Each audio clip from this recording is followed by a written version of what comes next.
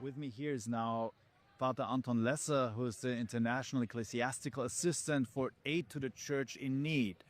Father Anton, you planned to be in Rome long before it was clear that we would be coming together here for the election of a new pope. What are your hopes and prayers for the new pope, for the church in the future?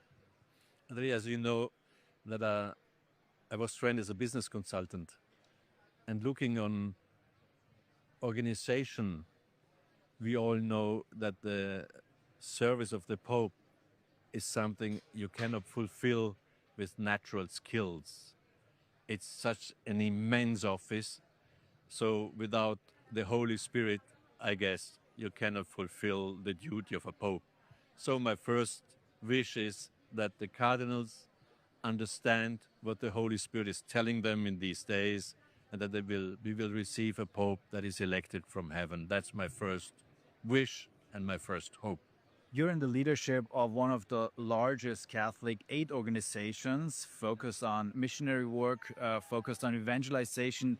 What would you say in the countries, especially where you put a special focus on, what are the biggest needs and the challenges also for the church right now? We see really a lot of pain.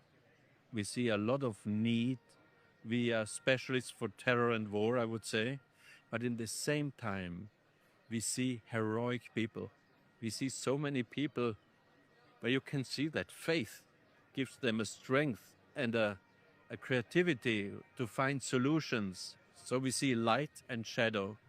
And looking at all these things, I would say many of the times we hear from our project partners, in the first place, not maybe the money you give to us, but it's so good for us to know that we are not alone, that there is somebody who prays for us, who is taking care for our needs, because sometimes we feel that we are lost. Another topic that Aid to the Church in Need is really raising awareness about is the persecution of Christians. We face here in Rome, we have like 4,000 journalists covering the conclave.